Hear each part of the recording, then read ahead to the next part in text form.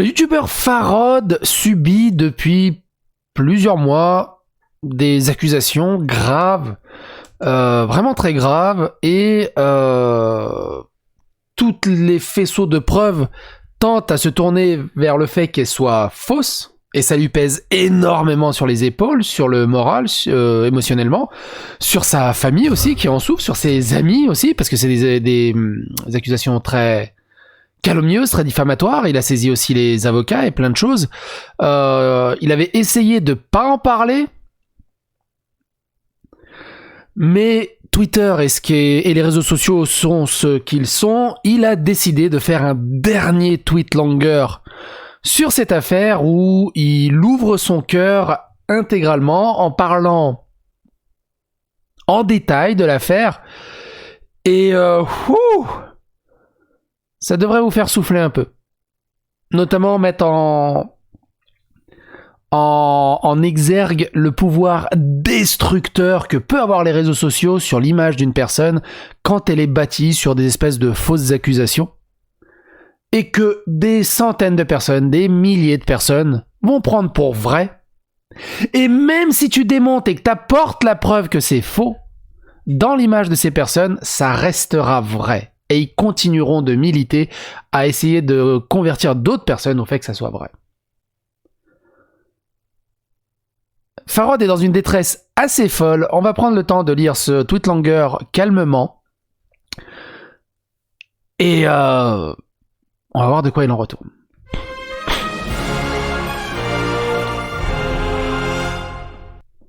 Alors déjà pour ceux qui connaissent pas, Farod c'est un gros youtubeur. Moi je kiffe surtout quand il fait des vidéos rétro. Il a sorti dernièrement 2 vidéos sur les icebergs du jeu vidéo, sur Zelda et sur Mario. Elles sont juste incroyables. Mais on n'est pas, le moment n'est pas à la galéjade malheureusement. Donc il a tweeté le 11 janvier mon dernier tweet. Et il faut que vous en preniez connaissance, en fait. C'est surtout ça, il faut que vous en preniez connaissance. Le cri du cœur de Farod. Mon dernier tweet, plusieurs fois, j'ai écrit des textes comme celui-ci que je vais écrire. Plusieurs fois, j'ai enregistré des vidéos avec mon téléphone. À chaque fois, je supprime. Trop peur de parler, de remuer le couteau dans la plaie, de mettre au courant des gens qui peut-être ne le seraient pas. Mais aujourd'hui, j'ai été une 2e fois en top tweet, accusé à tort. Alors j'en profite pour me libérer. À chaud. Ça fait tout pile 2 ans que je vis, ou je survis à un harcèlement ciblé. Des acharnés qui font tout ce qu'ils peuvent pour me donner une étiquette publique de pédophile et ou de violeur sur Internet. Je les reconnais, c'est toujours les mêmes tweetos qui créent ou relancent les mêmes rumeurs tous les mois. C'est affreux, c'est une injustice totale. Depuis le hashtag balance ton youtubeur, j'ai l'impression que c'est une constante chasse aux sorcières. Dans un sens, c'est pas plus mal. Plus le temps passe et plus les noms des prédateurs sortent et sont cancel. D'un autre côté, ça détruit la vie d'une personne innocente. Aujourd'hui, c'est tellement facile de dire un tel a fait ça, sans contexte, sans preuve, rien. Et des gens y croient, par centaines, par milliers, parce qu'on est habitué à voir ce genre d'histoire sur les réseaux. C'est si facile de juger. Et je vous entends déjà dans les commentaires dire « Oui, mais toi, psycho, tu sautes sur le moindre polémique, le moindre drama. » Si tu regardes bien dans ces affaires-là, j'attends la version de la personne. J'attends les 2 sons de cloche au bout d'un moment. On peut pas partir sur des allégations, sur des accusations juste comme ça à la volée, sans aucune preuve, sans rien. Il faut quand même un certain truc derrière. Mais ça, c'est le début. Écoutez la suite. Il n'y a pas de fumée sans feu. Fin juin 2021, une nana a posté un TikTok où elle raconte que je l'ai droguée, plus violée, il y a 4 ans. Comme ça, balancée publiquement. La sauce est immédiate, je suis la nouvelle cible à abattre. Je l'appelle et en fait, c'était un malentendu, je vais supprimer. Elle supprime et elle fait des tweets et des stories Instagram pour dire qu'en fait, c'est réglé. Une accusation de viol réglée. Mon image et celle de ma famille à jamais entachée, réglée. J'imagine que vous avez tous vu les tweets et les stories Insta du règlement. Mais j'en ai rien fait, rien demandé. Je me tape toujours au lendemain cette étiquette de mec qui drogue des mineurs pour les violer. Aux yeux de tous, gratuitement. Mais apparemment, c'est réglé. Je le répète ici, tout ce qui est dit est faux. La fille pourra s'en persuader autant qu'elle le veut, le crier sur tous les toits. Elle ne pourra pas changer la réalité. Pas de viol, et pas non plus d'acte sexuel. Je veux pas qu'on me dise que je joue sur les mots. Je n'ai jamais couché avec elle de ma vie, que ce soit avec ou sans consentement. Et j'ai été ravi d'apprendre plus tard, de la part d'une ancienne personne proche d'elle, que même l'histoire de la drogue était apparemment fausse. Ce que j'avais cru naïvement dans mon tweetlonger de juillet 2021. Il avait fait, alors je vous invite à aller sur le lien, à lire le tweetlonger de juillet 2021. La nana qui m'accuse a juste pris une base d'histoire vraie, la soirée plus le fait qu'on se connaissait, pour inventer un film derrière. Je me répète, pas de drogue, pas de viol, rien, ni avec elle, ni avec personne d'autre dans le monde entier. C'est la stricte vérité, je le jure sur ma vie et sur la vie de toutes les personnes que j'aime. C'est abusé d'en arriver à devoir écrire ça. Mais je sais que même après mon texte, des têtus continueront d'y croire, ça me rend fou. Aussi, en parlant de mon tweetlonger, quand je dis « on a dormi dans la même pièce cette nuit-là », j'ai bien choisi mes mots, puisqu'elle n'a pas dormi dans mon lit de toute la nuit. Je le précise car c'est l'unique chose dans ma réponse qui pouvait être mal interprétée et m'être reprochée. Mais j'y reviendrai plus en détail après. Il y a beaucoup de choses que je pensais vraies, que j'ai écrites dans mon tweetlonger et qui sont au final faux. Comme l'histoire de la drogue. Même si je connaissais la vérité, j'ai jamais osé en reparler publiquement pour pas relancer le drama. Vu que le drama se relance de lui-même aujourd'hui, c'est l'occasion parfaite. Depuis cet été, beaucoup sur internet me tournent le dos, dont des personnes que je pensais être des amis, des gens que j'ai accueillis chez moi, tout ça par peur de ma nouvelle et injuste réputation. Cool. Malgré ma réponse publique, malgré que l'histoire soit réglée, on me le ressort continuellement. Aujourd'hui encore, ça a juste plus buzzé qu'un autre jour. Me voilà à nouveau en top tweet. Pour les mêmes fausses raisons qu'il y a 6 mois. Et à chaque fois, de nouvelles personnes entendent parler de ça pour la première fois, y croient, se désabonnent et participent à propager les fausses rumeurs, les fausses accusations et le harcèlement continu. C'est fatigant, c'est épuisant, c'est du H24. Vous pouvez même pas imaginer ce que c'est. T'as pas idée de l'état de santé psychologique que je vis depuis 6 mois, jour après jour. C'est pas un petit youtubeur, Farod, pour ceux qui le connaissent pas, c'est un youtubeur qui a plusieurs millions d'abonnés. Ou il a 1 million d'abonnés, je sais plus exactement. Mais bon, bref, pour vous rendiez compte un peu de l'ampleur, en fait, que ça peut prendre.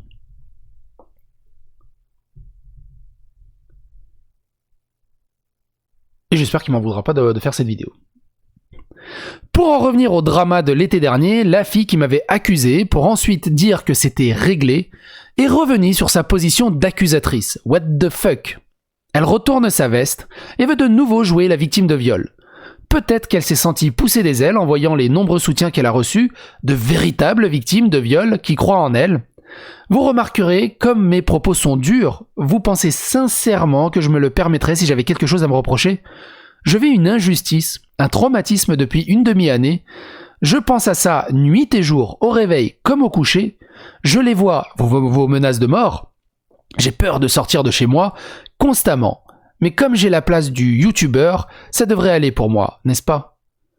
Je regrette le tweetlonger que j'ai posté cet été. À l'intérieur, je prends la défense de la fille et je dis que je la crois. J'ai depuis reçu des témoignages des gens de la soirée, mais aussi d'anciens amis à elle, qui me confirment que c'est full fake. J'ai eu peur de remettre en cause sa version des faits au moment où j'ai écrit le tweet au cas où quelqu'un l'aurait réellement drogué à cette soirée sans que je le sache. On était une quinzaine, mais avec du recul, je me rends compte de l'idiotie de la situation. J'aimerais tellement partager les témoignages que j'ai reçus de ces anciens amis, textes et vocaux. C'est abusé ce que j'ai pu apprendre par la suite. Mais ils m'ont demandé de garder ça privé, par peur des représailles. Ça donne le ton. Si d'autres personnes de son entourage veulent venir me communiquer les histoires qu'ils ont subies à cause de cette fille, mes DM Insta et Discord sont ouverts. Je ne partagerai jamais rien publiquement. De mon côté, je sais que je n'ai rien fait, je ne me reproche rien, et j'ai même gardé les vocaux privés de la fille qui m'accuse, dans lesquels on l'entend clairement me dire qu'il n'y a pas eu de viol. Quand je réécoute ces vocaux, elle voudrait en gros que je m'excuse d'actes déplacés envers elle que j'aurais eu, selon ses dires, qu'elle se soit réveillée avec sa main sur ma bite, par exemple. Je refuse de m'excuser pour quelque chose qui n'est jamais arrivé. J'ai pas réécouté le TikTok dans lequel elle m'accuse, et je ne veux pas le faire. Mais dans mes souvenirs, elle racontait être droguée, ne plus se souvenir de rien. Mais en privé, ça abandonne l'idée du viol, ça parle de la main sur la bite. Bref, tu l'imagines jusqu'où ça peut aller, mensonge sur mensonge. De toute manière, ce sera toujours parole contre parole. Ni elle, ni moi n'avons de preuves de ce que nous disons. Mais moi, j'ai ces vocaux où elle affirme que je ne l'ai jamais violée. L'atteinte à la vie privée m'empêche de les partager publiquement. Je vais pas prendre le risque que quoi que ce soit puisse être retourné contre moi. C'est très important aussi d'écouter le message jusqu'au bout. Prenez pas juste ce qui vous intéresse à gauche à droite. Faut prendre vraiment le message dans son intégralité pour pouvoir plus juger. Durant le drama de cet été, j'ai vu tellement de choses passer, des faux témoignages, des screens trafiqués, j'ai aussi vu des screens d'une conversation qu'elle a eue avec une ancienne amie à elle, qui ont fuité sur Twitter cet été, où on pouvait lire celle qui m'accuse de dire qu'elle et moi on couchait souvent ensemble, que j'étais apparemment un bon coup, qu'elle couchait avec tel autre youtubeur, etc. De ce que j'ai compris, la personne qui a posté ces screens sur Twitter les a supprimés sous pression de la fille qui m'accuse. Je sais pas si quelqu'un en a gardé la trace. Dans tous les cas, cette histoire n'a rien à faire sur la place publique. Si ça doit se régler, ce sera devant la justice. Par contre, je considère avoir un droit de réponse à toute la haine que je reçois depuis 2 ans. Et depuis hier, si je ne peux pas faire changer d'avis les entêtés qui se délectent du drama et qui se sentent intouchables, je peux au moins rétablir mon honneur aux yeux de ceux qui cherchent réellement à savoir ce qu'il se passe. Mon texte est déjà bien long et j'ai d'autres sujets à aborder, donc ceux qui veulent précisément ma version des faits sur la soirée du viol, je la mets ici. Donc c'est son premier tweetlonger, on va pas le lire, il est déjà assez long et ce tweetlonger est assez long. Faites pause sur la vidéo, allez lire le premier tweetlonger, le lien est dans la description évidemment, et revenez voir la vidéo à suite. Le premier tweetlonger il date du 11 janvier. Ah, le vrai déroulement de la soirée. Ah bah non, je le mélange avec un autre tweetlonger. Mais il a fait combien de tweetlongers ? Ah, il a fait un tweetlonger du tweetlonger. Oh la vache. Attends. C'est pas le même. Ah, mais c'est pas le même. Tu vois, je me rate moi aussi. Donc ça, c'est le vrai déroulement de la soirée. Du coup, on va faire une pause. Et ça, c'est le premier. Voilà, ça, c'est le premier tweetlonger du 1er juillet. Donc, il n'est pas si long que ça, au final. Donc, j'en étais où ? On va faire un intermède. On va lire l'autre tweetlonger. Le vrai déroulement de la soirée. Comme on va sûrement me demander pourquoi la fille a dormi dans ma chambre et pas dans mon lit, encore une fois, je vais raconter tout ce que j'ai vécu à cette soirée, comme ça me revient. C'était il y a 4 ans, soirée dans le hall de l'hôtel avec certains des youtubeurs invités à la convention, en Suisse. Je la vois arriver dans le hall, apparemment un autre youtubeur l'a invitée à nous rejoindre, elle le dit dans son TikTok. Ok, cool, moi je la connaissais déjà, donc ça fait plaisir. J'ai jamais étalé la relation qu'on avait, elle et moi, mais c'était une fille qui, avec le temps, j'ai considérée comme une amie. Parce qu'on se croisait beaucoup sur plusieurs conventions et on a longtemps gardé contact à l'écrit en privé. À l'époque, je ne voyais pas le mal de garder contact avec certains de mes abonnés. C'est d'ailleurs comme ça que j'ai pu avoir confiance en certains, qui sont devenus ensuite des modérateurs ou même des amis IRL. Le bémol avec elle ce soir-là, c'est qu'elle était mineure, j'ai merdé là. Je pourrais pas réellement te dire l'âge qu'elle avait, j'imagine 16 ou 17 ans. J'avoue qu'à force, j'en savais rien. Elle disait à tout le monde d'en avoir 18 ou 20. Et aujourd'hui, j'ai eu des témoignages d'anciens amis à elle qui parlent de fausses cartes d'identité photoshopées qu'elle a fait pour rentrer en boîte. Bref, ça a l'air d'être un gros délire ça aussi. Mais bon, ça l'arrange bien aujourd'hui de jouer sur son âge de l'époque pour m'enfoncer, alors qu'à l'époque, elle mentait à tout le monde. Physiquement ou dans sa façon de parler, elle faisait l'âge qu'elle donnait, personne n'a rien capté. Et en même temps, personne ne posait la question, on s'en foutait aussi un peu. Elle a dit qu'elle avait 18 ans à celui ou celle qui lui demande à son âge. Bah ok. On était surtout là pour tous se retrouver entre collègues. La pote de un tel se ramène, bah ok, si elle veut. À cette époque, on n'avait pas encore vécu les histoires de balance ton youtubeur. On faisait pas autant attention, on n'était pas du tout éduqués là-dessus. Et personnellement, je ne voyais absolument pas le mal de côtoyer plus jeune comme plus vieux que moi sur internet. Tant qu'il n'y a rien de bizarre.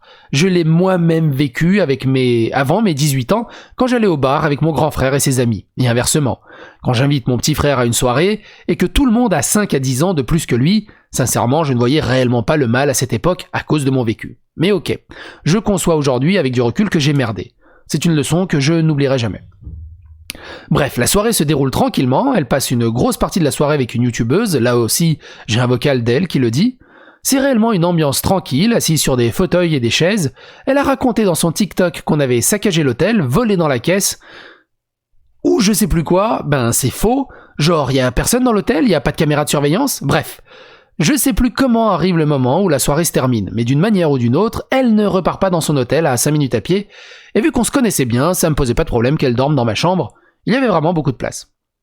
Je suis KO, je me couche très rapidement, elle prend beaucoup de temps pour se démaquiller, je suis exténué de la journée de convention, je sais qu'une nouvelle journée aussi physique m'attend le lendemain. Ceux qui m'ont déjà vu en convention le savent, je lui dis que je vais pas l'attendre pour m'endormir, et là elle me dit qu'elle a un peu mal à la tête. Elle prend l'air à la fenêtre pour aller mieux. Je me rappelle précisément que je m'endors à ce moment-là, seul dans le lit, parce que j'ai dit en déconnant « tombe pas par la fenêtre 1 ». Je m'endors. Je me réveille le lendemain, 10 minutes avant que mon réveil sonne, ambiance un peu grise dans la chambre, ça m'a marqué et je vois que je suis seul dans le lit. Du coup, je suis mal à l'aise parce que, de suite, je me dis qu'elle est rentrée seule à son hôtel. Et finalement, de l'autre côté du lit, sur la moquette, elle dormait. Elle était allongée au sol, elle ronflait. Je la réveille, je comprends pas, en vrai je me dis à ce moment-là qu'elle a eu peur de me déranger, et elle me dit qu'elle avait fait un malaise, qu'elle s'est cogné la tête sur la table du chevet. Elle explique en gros qu'elle ne mange quasiment pas, plusieurs jours d'affilée. Je sais plus la raison, si c'est parce qu'elle n'y arrive pas, ou si c'est pour avoir une taille fine. Et que des fois, elle s'évanouit à cause de ça. Bizarre, mais bon, ok, elle s'allonge sur le lit pour reprendre ses esprits, et a l'air d'aller bien. J'avais plus l'impression qu'elle faisait son intéressante qu'autre chose. Et là, je fais une parenthèse. J'ai toujours cru à cette histoire de malnutrition jusqu'à ce qu'elle raconte qu'elle a été droguée. À ce moment-là, j'ai réellement flippé qu'un gars à la soirée l'ait réellement droguée sans qu'on le sache. C'est pour ça, dans mon tweet Langer de juin 2021, je ne réfute pas la théorie de la drogue. Aujourd'hui, je la réfute complètement. J'ai assez de témoignages qui vont dans ce sens. Bref, je me lève du lit, je me prépare à aller me doucher, et je lui explique que je vais devoir rendre la chambre en partant. Si elle pouvait faire ses affaires et repartir de l'hôtel, ça m'arrangerait, vu que je serais occupé à ranger les miennes et faire ma valise. Elle a préparé ses affaires rapidement, tout va bien pour elle, on se fait la bise et elle est partie avant même que j'aille à la douche. Je précise qu'elle était habillée en partant, pas comme ce qu'elle dit dans son TikTok. Genre, personne à 8h du mat ne réagirait en voyant une fille à moitié nue dans le hall d'un hôtel, sachant que tous les invités de la convention prenaient le petit déjeuner à côté de la sortie de l'hôtel. Et c'est la fin de l'histoire. Par la suite, elle et moi, on s'est revus dans une autre convention. C'était à Fréjus. Aucun malaise, tout allait bien. On a mangé une glace ensemble, je me rappelle. Aucun signe de traumatisme de viol ou quoi que ce soit. Aucune allusion à ça de sa part, même si elle me dit en privé le contraire, mais ça m'aurait marqué sincèrement. Après, j'ai entendu dans une convention à Toulouse en fin d'année 2019 qu'elle racontait à ses amis que je l'avais mise enceinte et que j'avais refusé de l'accompagner se faire avorter. C'était par la première fois qu'on me disait qu'elle s'inventait une vie avec moi. À cette époque, j'étais en guerre contre certaines fangirls de ma communauté qui fouillaient trop dans ma vie privée. J'en avais déjà parlé sur Instagram. Le problème avec Farod, c'est qu'il est ultra beau gosse. Il est tellement choupinou, même moi si j'étais pas marié, je lui ferais du rentre dedans. L'avantage avec moi, c'est que je suis un gros ostrogo golgoth serbe et du coup le charme il est pas là. Donc j'ai jamais reçu de MP, de fangirl ou de trucs comme ça. Après ils savent aussi que je suis marié, que j'ai des gamins, ça fait aussi barrière. Mais quelque part, je suis content d'être moche. Donc j'ai pas réfléchi, je l'ai bloqué. Puis Covid, plus de convention et 1 an et demi encore après, elle déroule son roman en vidéo comme quoi je l'ai violée, qu'elle a pris une pilule du lendemain, etc., etc. Vous connaissez la suite. Pour calmer l'affaire de cet été, elle dira en story Instagram qu'elle s'était sentie obligée de faire ce TikTok dans le but de me contacter étant donné que je l'avais bloqué. Je ne crois plus un seul mot venant de cette personne. Autre parenthèse, aujourd'hui, c'est giga choquant de lire que un YouTuber a dormi avec une de ses abonnées, là aussi, je le conçois en me mettant à votre place. Ça va être impossible pour moi de vous faire comprendre que je ne voyais pas du tout le mal là-dedans. Je peux le comprendre. Moi aussi, j'ai dormi en convention rétro à gauche à droite. J'ai partagé ma couche parce qu'il faisait super froid, et voilà. D'ailleurs, c'était drôle. Alors attends, pause QTE. Désolé, je suis un peu enrhumé. 36-15 mois live. T'es en convention rétro, il fait super froid, on partage une couche à deux, tu sais, l'espèce de sac couchette, là, il y a largement la place pour deux, parce que je sais plus pourquoi, le matelas il se dégonflait, ou enfin je sais plus pourquoi. Et un copain, et il profite de ce moment précis où on est tous les deux dans la couche ensemble, genre espèce de sac de couchage, pour me faire son coming out et me dire qu'il est gay. J'ai éclaté de rire, t'as pas trouvé un meilleur moment? Du coup, je dors de quel côté? Enfin bon, bref. Mais c'est un très très bon copain à moi. Très très bon copain pour la vie. Mais bref. Oui, c'est vrai que ça peut très vite tourner bizarre, ce genre de choses. Par exemple, je me rappelle d'une convention à Fréjus, bien avant l'histoire, en Suisse, à l'hôtel, j'avais eu une chambre handicapée, beaucoup plus grande que la chambre normale. J'avais 2 lits dans la chambre, une simple et une double. Le soir même, qui est la veille de la convention, on croise 2 filles qui étaient cousines entre elles, majeures cette fois je précise, qui nous reconnaissent et qui viendront nous voir à notre stand le lendemain. Je les ai reconnues car je les avais déjà croisées plusieurs fois en convention auparavant. Et elles nous expliquaient qu'elles ont nulle part où dormir et qu'elles vont rester dans leur voiture sur le parking jusqu'au lendemain. Dans le courant de la soirée, j'ai proposé qu'elles dorment dans le lit double de ma chambre et moi dans le lit simple à l'autre bout de la chambre. Encore une fois, même si je perds de l'intimité, je ne voyais absolument pas le mal dedans. Je ne les vois toujours pas aujourd'hui pour cette situation précise. Ça s'est très bien passé, le lendemain, elles ont quitté la chambre avant moi pour aller faire la queue à la convention.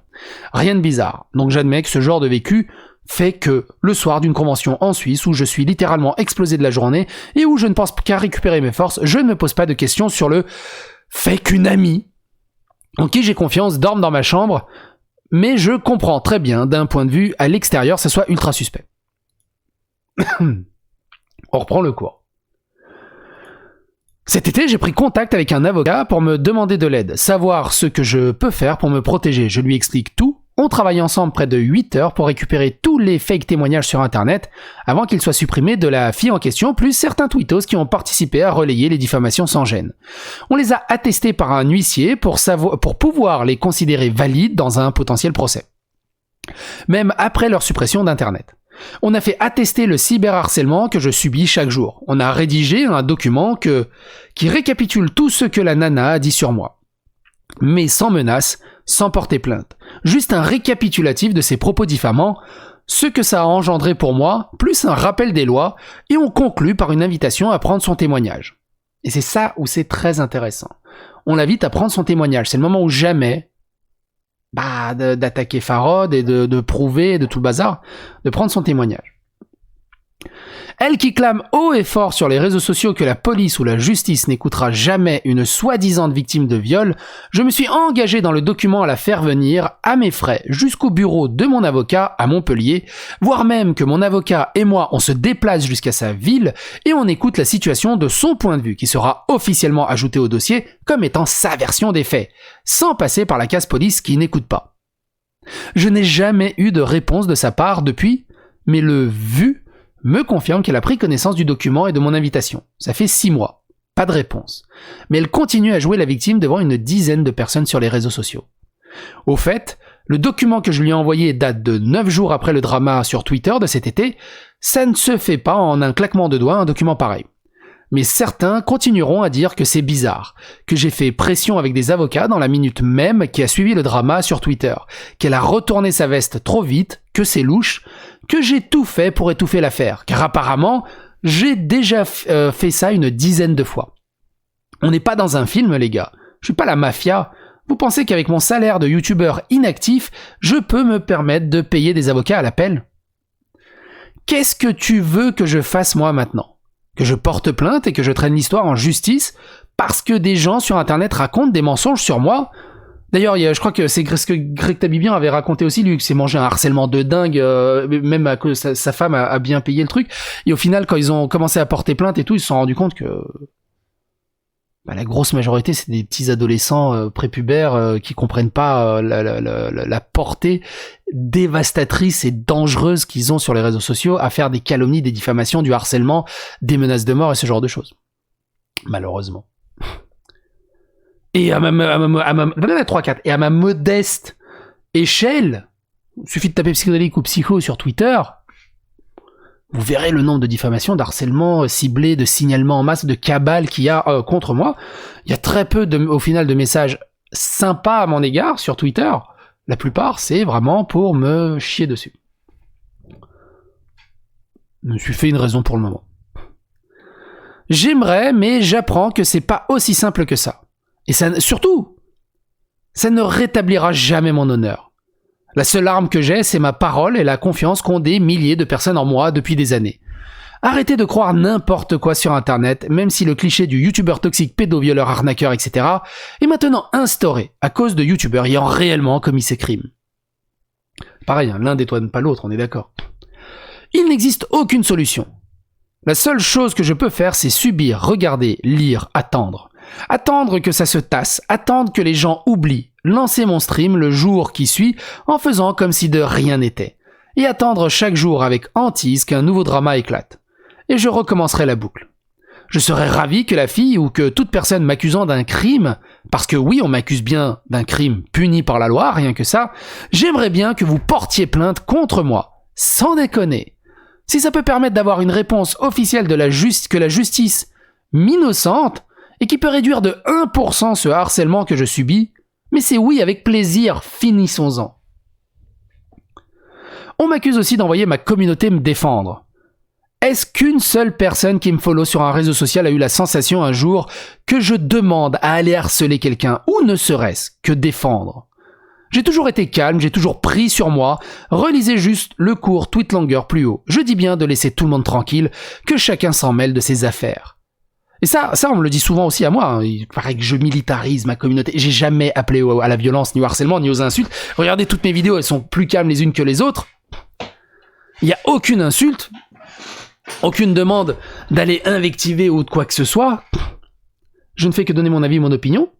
Basta. Et ces histoires de « ouais mais c'est ta communauté » et tout, ça n'existe pas. On se partage tous le même cheptel de gens, le même groupe de viewers à gauche à droite. Moi, j'ai parti dans ma communauté, il y a des gens qui appartiennent à la communauté de Danny Caligula, il y a des gens qui appartiennent à la communauté d'Usul, il y a des gens qui me regardent, moi, des joueurs du grenier. Il n'y a pas le genre de communauté, c'est pas la mafia. Et pareil, au-delà de cette histoire de communauté, de reprocher à quelqu'un d'envoyer sa communauté, c'est à peu près, pour moi, hein, c'est à peu près aussi débile que, vous voyez un journaliste qui fait un article sur Le Parisien, sur BFM TV ou ce genre de choses. Vous lisez les commentaires à l'article qui est en dessous qui sont odieux, abominables et tout ce que vous voulez.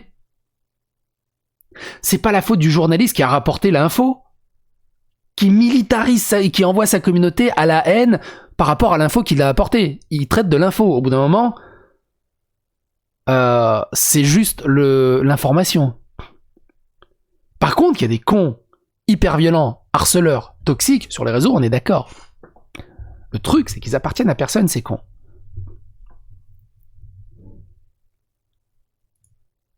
C'est la totale, ça. Sous prétexte que j'ai beaucoup de gens qui me suivent, j'aurais pas le droit de me défendre publiquement. Je serais condamné à subir. Ça, c'est pareil aussi. Ouais, t'as trop d'abonnés, t'as pas le droit de parler. Non, mais ça marche pas comme ça au bout d'un moment. Mais encore une fois, je vais le redire. C'est cool que vous m'ayez lu. Merci, mais ne prenez pas parti. N'allez pas envoyer le moindre message à une personne qui parle de moi en mal sur internet. Ni même à la fille, à personne. Si plusieurs parmi vous le font, ça deviendra du harcèlement. Et ça retombera sur moi. C'est pour ça que je dis, la meilleure façon dans ce genre de cas, c'est l'ignorance. Prenez un bol de popcorn, vous poutez en arrière. Et vous lisez. De toute façon, ces gens-là, ils vont se détruire tout seuls à chaque fois. Comme je l'ai dit plus haut, c'est mon dernier tweet. Ça fait bientôt 2 ans que j'ai arrêté de tweeter, fatigué des insultes gratuites pour gratter des likes, fatigué de l'ambiance malsaine du réseau, de la méchanceté pure, 2 ans que je refuse de clôturer mon compte Twitter parce que je suis nostalgique des tweets que j'ai postés. C'est comme une histoire de mon passage sur internet pour moi. Je refuse de me mettre en privé. Ça donnerait trop raison à ceux qui disent que j'ai quelque chose à cacher ou que j'assume pas. Parce qu'en général, c'est ça. Une personne qui prend la sauce, elle supprime vite son compte ou se met en privé. Mon compte continuera d'exister, mais sera abandonné. Je supprimerai tout ce qu'il y a dessus. Je vais me créer un nouveau compte privé pour continuer à suivre les actualités qui m'intéressent. Et je ne verrai plus mes mentions. Faire une pause, couper les réseaux, prendre des vacances. En rien, ça permet d'arranger la situation, c'est même pire. Je sais pas quoi vous dire de plus, j'ai parlé à chaud avec mon cœur, sûrement de manière maladroite. Je souhaite vraiment que vous entendiez mon appel à l'aide. Je souffre, je n'en peux plus. C'est un supplice d'être étiqueté gratuitement de violeur pédo. Quant à une notoriété sur internet, c'est tellement facile de croire aveuglément n'importe qui. Tout ce que j'ai construit en 8 ans se retourne contre moi du jour au lendemain. Et on me le rappelle tous les jours, sur Twitter, en DM Insta, dans mes commentaires YouTube à filtrer, dans mon chat Twitch en direct, dans des commentaires TikTok qui ne m'appartiennent même pas. C'est insoutenable. tape Farod dans YouTube et scrolle un peu. On tombe facilement sur des vidéos avec des titres du genre Farod, violeur, explication. Et regarde le nombre de vues, c'est invivable. Pourquoi vous faites ça ? Je vais arrêter de parler de la nana car j'arrive pas à comprendre ce qu'elle a dans la tête pour continuer à insister avec cette histoire. Mais les autres, les dégénérés qui ont pour seul but de mettre n'importe qui dans la sauce, même sans raison ou à tort, vous vous rendez compte de ce que vous faites subir. Et si oui, quel est votre but ? Vous pensez faire le bien, vous pensez être des justiciers, ou alors ça vous amuse ? C'est si marrant de détruire la vie d'un gars qui a plus de follow que vous et vous voir être soutenu par les pires comptes Twitter de France. C'est une fierté. Vous vous sentez intouchable parce que vous tweetez sous VPN, anonymement. Ça marche pas. Ça marche pas. La justice peut vous retrouver derrière un VPN, mais genre comme ça. Alors vous pouvez regarder Netflix américain ou autre chose, mais non, ça marche pas. C'est pas anonyme les VPN. C'est plaisant, vous aimez me voir souffrir, et avec un peu de chance, me voir céder, me voir craquer, me voir me suicider, je dis les termes là, faites-en de même. Elle est bien pour vous cette histoire avec le viol, car c'est pas l'un de vous qui l'a inventé cette fois. Je les ai vus, vos conversations Discord où vous inventiez à plusieurs des fausses rumeurs avant de les publier. J'étais sur votre serveur à l'époque. J'ai tout gardé. Je les vois, vos DM, entre vous, pour vous inciter à retweet pour que la sauce prenne. Je vous vois aussi contacter des filles que j'ai pu côtoyer dans ma vie passée pour essayer de trouver un petit truc dans ma vie personnelle pour valider vos accusations. Si une enquête est ouverte, tout sera exposé. Je l'ai vu plusieurs fois passer cette fameuse histoire que vous avez inventée, comme quoi j'aurais agressé une handicapée en convention, puis amené à ma chambre d'hôtel. Oui, j'ai contacté en DM la personne qui l'a posté sur Twitter pour lui dire d'arrêter, de supprimer. Moi aussi, j'ai les screens de mon côté. Vous avez tous le contexte. Vous avez tout le contexte. Pas seulement des screens coupés au bon endroit qui vous arrangent. Le pire, c'est qu'ils font tout pour me faire passer pour le méchant avec ce genre de screen. Ça prouverait, selon eux, que je mets des coups de pression, que je fais des procès à tout le monde, que je fais tout pour étouffer des affaires. Désolé de devoir rappeler en privé à ceux qui s'amusent à colporter des rumeurs sur moi et donc de faire de la diffamation et du harcèlement que c'est tout simplement illégal et puni par la loi et que j'en souffre. Ça aussi, on me reproche moi aussi d'avoir harcelé un gamin parce qu'il critiquait mes vidéos. Le mec, il m'a accusé d'extrême droite, de transphobie, d'homophobie, des pires saloperies dans plusieurs threads. Je l'ai contacté en privé pour lui dire qu'il y a une lettre judiciaire qui part. Et il a mis sur Twitter que je l'harcelais, que je lui faisais pression. Bon, c'était il y a longtemps, hein. Maintenant, depuis... il y a tellement de choses, je vais pas passer toutes les semaines à envoyer des trucs. J'en ai envoyé 2-3. La justice est ce qu'elle est. Alors, oui, il faudra que je paye un méga avocat pour qu'il fasse accélérer la chose. Je pourrais, c'est vrai, je pourrais. Mais bon, c'est pas mon histoire aujourd'hui. On en reparlera un jour, peut-être. C'est le seul moyen que j'ai d'arrêter ces comportements à mon niveau. On en vient à me reprocher que je fasse ça. Je devrais accepter sans broncher les fausses histoires et que d'autres inventent pour vivre un quart d'heure de gloire. Et ce qu'il faut pas oublier aussi, c'est que il parle, il a toutes les preuves. Et moi, c'est pareil, quand je dis un truc, j'ai les preuves derrière pour attester. Et généralement, dans l'autre sens, tu demandes des preuves, les autres, tu dis « Ah, mais c'est facile, tu trouves sur Internet », mais généralement, ils t'apportent jamais de preuves. Ou alors, ils t'apportent une preuve qui n'a aucune corrélation avec ce qu'ils avancent.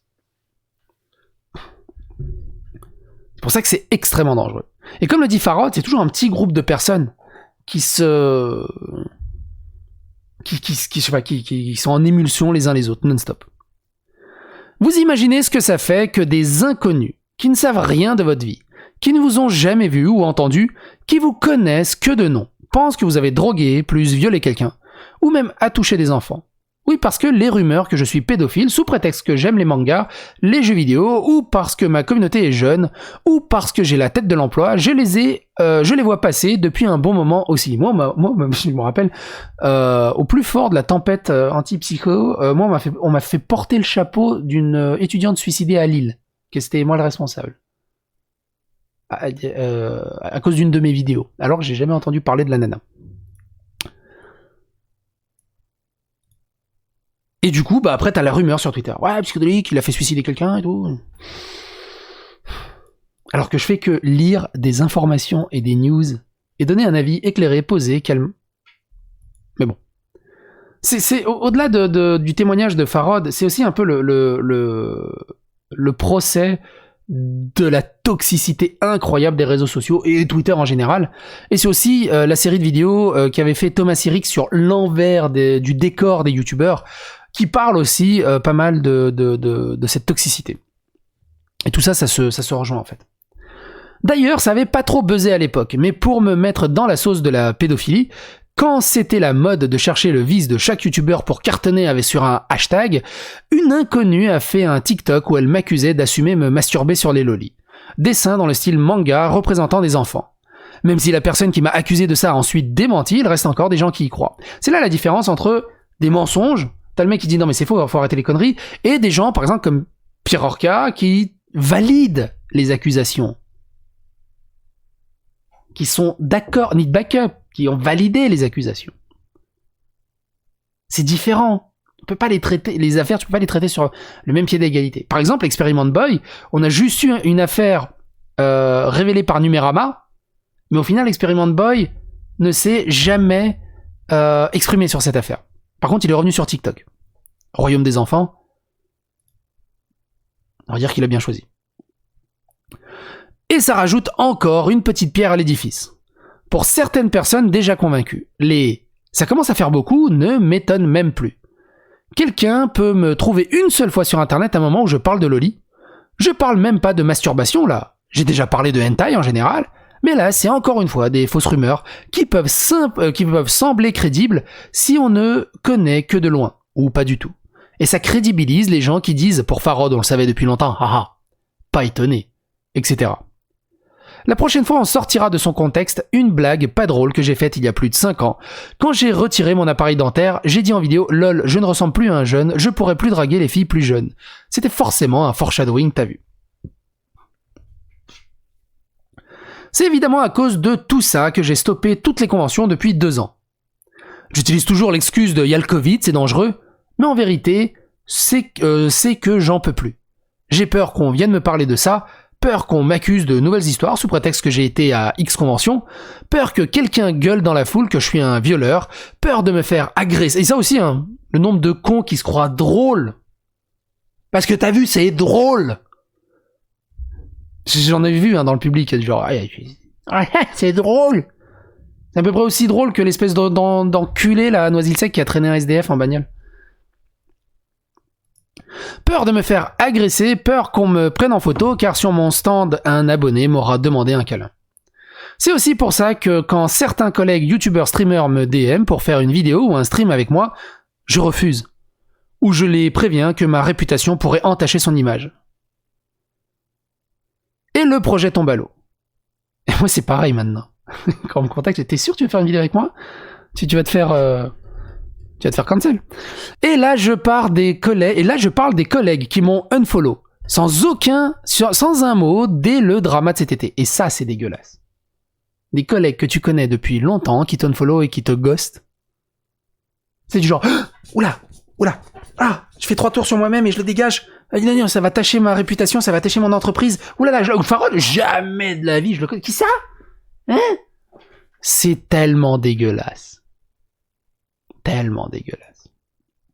Enfin, après Farhad, et on l'a tous vécu hein, en tant que vidéaste, youtubeur, c'est simplement la preuve que il servait de toi comme un faire-valoir, un tremplin, des points de vertu, j'en sais rien.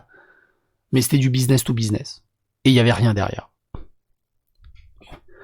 Je suis révulsé de ceux qui ont pris du jour au lendemain leur position, par peur que leur carrière sur internet soit touchée, sans me demander ma version.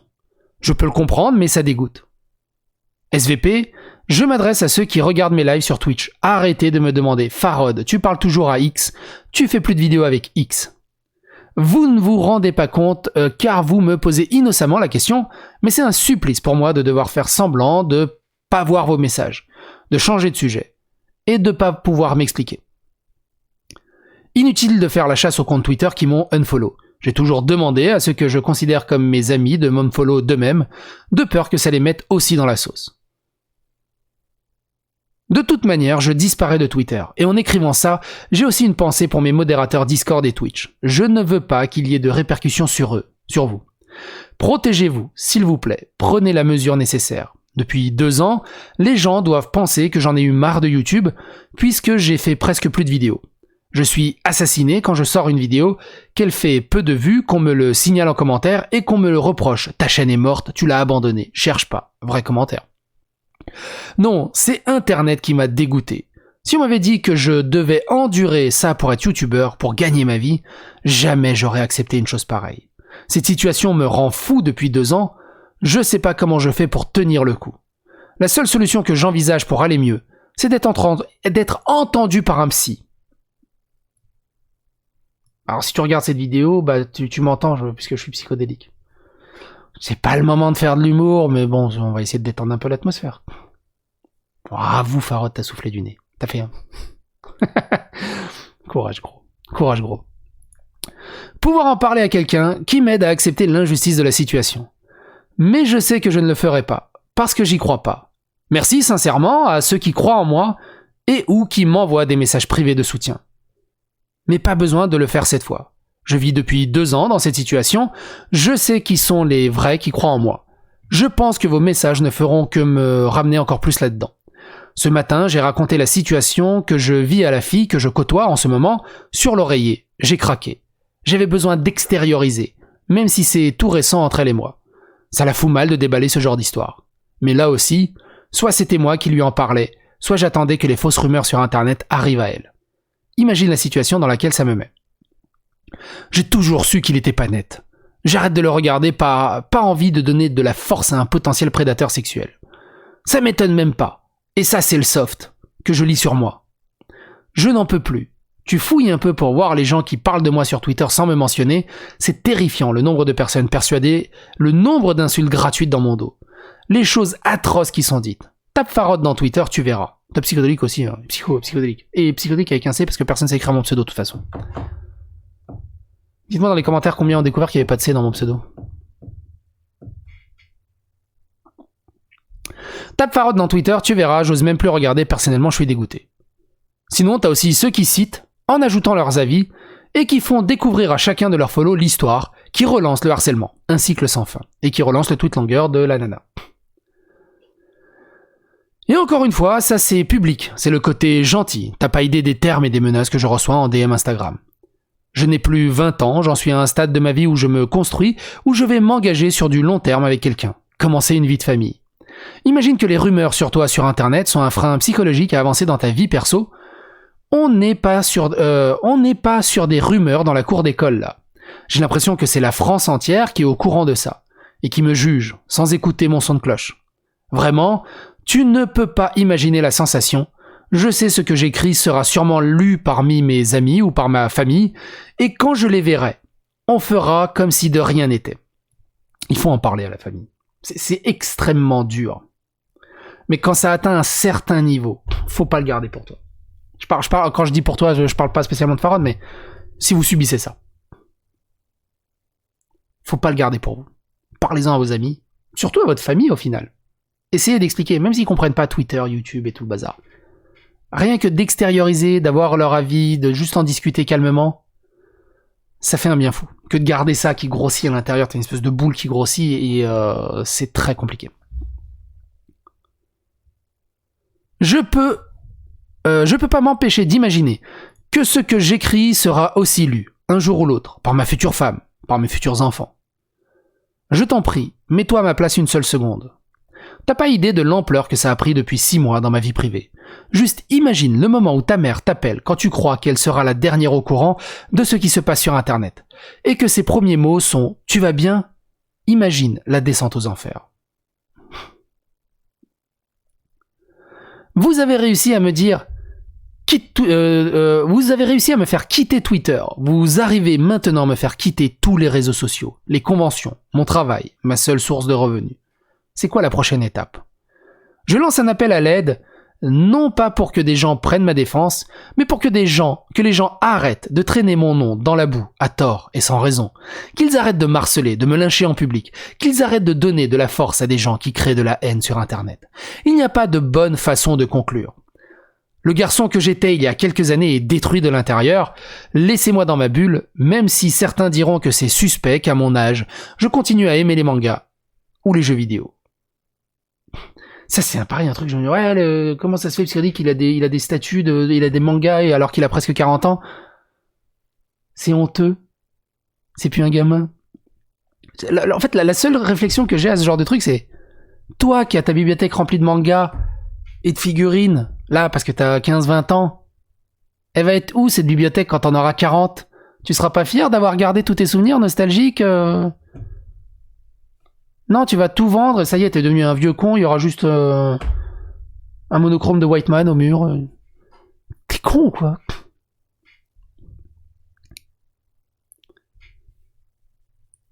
Laissez-moi tranquille. J'aime bien, c'est ceux qui disent ouais les mangas c'est pas pour les gamins, c'est pour tout le monde, mais ouais t'es trop vieux pour regarder les mangas. C'est sérieux. C'est ce qu'il me reste pour vivre en dehors de tout ça, étant donné que mon métier lui-même consiste depuis 2 ans à tenir le coup et à ne pas tout abandonner de ma carrière. Je sais qui je suis. Je suis pas une mauvaise personne, je connais mes valeurs, j'estime les avoir assez montrées sur internet depuis bientôt 8 ans. J'ai fait des erreurs, mais j'apprends. Je suis certainement pas parfait, mais je fais de mon mieux pour être la meilleure version de moi-même, pour constamment faire le bien autour de moi. Et je sais que, n'en déplaise aux fous qui veulent me voir mourir, je sais que la majorité des gens qui me connaissent d'internet savent qui je suis réellement. Ceux qui m'accusent, vous avez tort.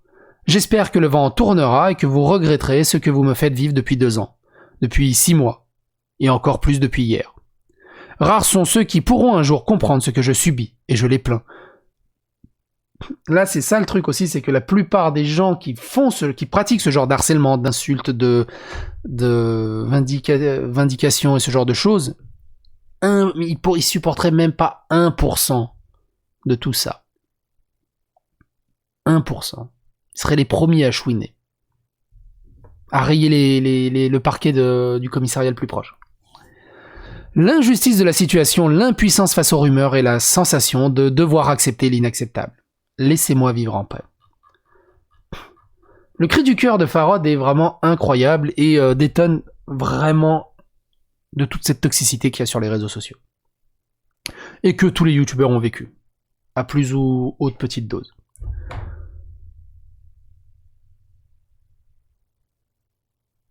Comme je vous l'ai déjà dit, le mieux c'est d'ignorer. C'est-à-dire par là, c'est que Farhad, si tu vois cette vidéo et que t'es arrivé jusqu'au bout, courage à toi. Je sais pas si ça va être tordu ce que je vais dire, mais vous appréciez Farhad, lui envoyez pas votre soutien. Tout simplement parce que ça va lui rappeler cette histoire. Faites-le changer d'idée. Si vous le recroisez à gauche à droite, s'il revient sur les réseaux sociaux, parlez-lui de manga, de jeux vidéo, enfin, parlez-lui de sujets en dehors de tout ça. C'est comme ça que vous apporterez le meilleur des soutiens possibles. À Farhad et à tout autre youtubeur. Changez-lui les idées, tout simplement. Ne le ramenez pas là-dedans.